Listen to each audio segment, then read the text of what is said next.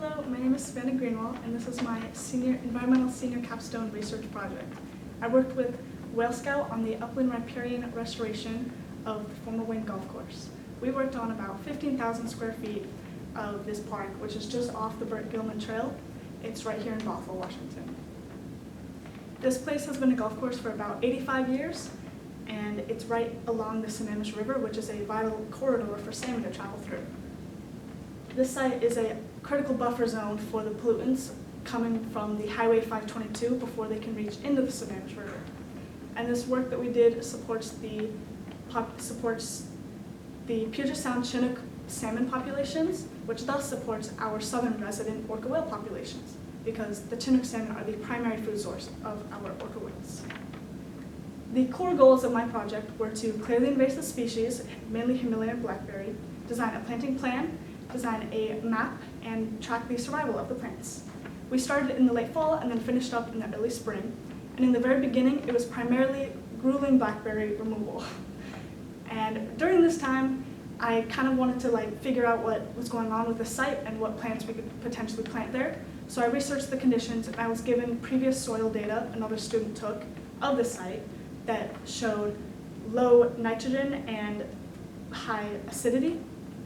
So I had to find plants that kind of mitigated this and would do well in the area. I used an online mapping program called ArcGIS Online to create the maps that you see in the middle.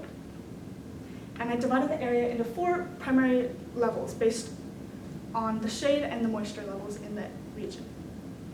Designing a map was probably the hardest part. It was very hard to figure out what application to use, what program, and then also having to go from the map overhead view into the physical planting. It was disorienting, it was challenging. Another problem I faced was monitoring the plants in the wintertime. They were all pretty much just sticks that looked identical. They had no growth. They all just looked like dead sticks. So that was challenging, having to figure that out. But once it became spring, our progress really started to bloom. We had removed 15,000 square feet of blackberry.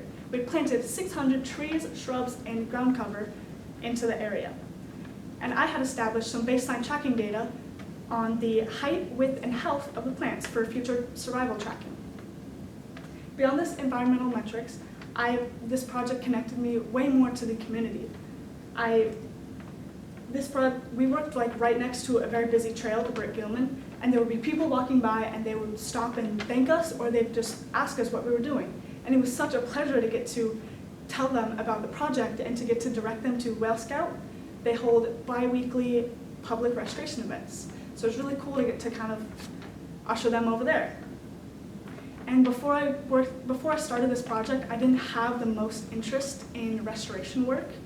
I honestly couldn't see myself doing it at all. But after starting, I found myself in the field until it got dark. I physically couldn't be there anymore. And I just felt so satisfying watching this thick blackberry patch just slowly disappear and get filled in with these native trees, become this biodiverse landscape again. I kind of learned a lot about myself. I found myself driving down the road, and I would look to my left, and I would see big patches of blackberry, and I would want to jump out and go clip away and get to removing them. For the future of this site, we should do follow-up soil tests to determine if the soil is still holding up. We put red alder in here, and hopefully that will mitigate the acidity. And then there should also be continuous blackberry monitoring. Thank you for listening.